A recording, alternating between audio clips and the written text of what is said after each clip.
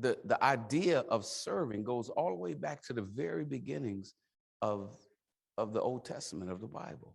And the idea is the serving of those who are vulnerable, those who are poor, those who need a helping hand or somebody to come alongside of them. I think it's fair, it's clear to say that the Bible is teaching us, not only should we be aware of and available to those around us who are poor, but who are poor for a time. Do you get that? And so when you say people who are poor for a time or in need of a time, you just about include everybody, right? Anybody in here who hasn't had a challenging set of circumstances in your life that affected you mentally, physically, spiritually, and or economically? Anybody? If there is one, I need to be adopted. But you understand what I'm saying? And so the idea is that God paid a lot of attention. Jehovah God paid a lot of attention to people who needed help from other people, especially his people. And so he was very, in Deuteronomy and in Exodus, in Leviticus and other places, he's very demanding of the children of Israel that they pay attention to one another.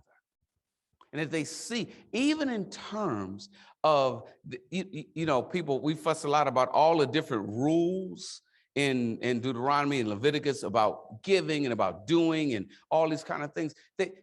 Some of the reasons there were so many different ways or so many different opportunities for making sacrifices, for example, to the Lord, was that, you might be able to afford a lamb, right, or ox, but that's big money. I'm on a widow's budget. Thank God that he would accept doves. Anybody hear what I'm saying? Right? He makes provisions for everybody. And today he is expecting, because we're his children, right? We're heirs and joint heirs with Christ. We like that. Amen. Well, those have responsibilities to them. If you're gonna hang around or align yourself, there was a basketball game yesterday between Duke and North Carolina, and North Carolina won, and it was Coach K's last game.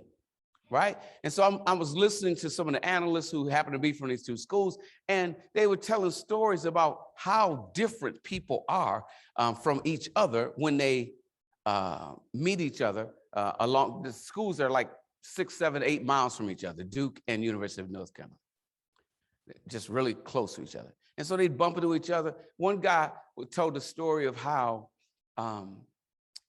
who was it? Like Kristen Layton, you don't care who it is, but they were on an international team together. A guy from Duke, Christian, and this other guy from University of North Carolina.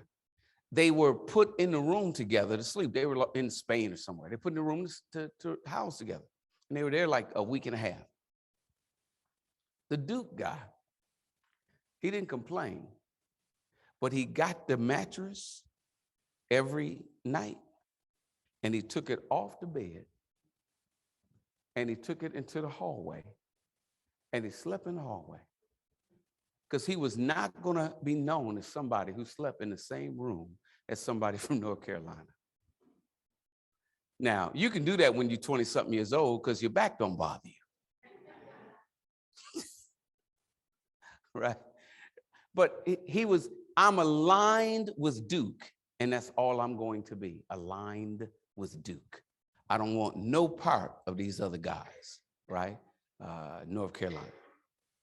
We are aligned with God. And we need to be considerate of being that radical in lining up with him.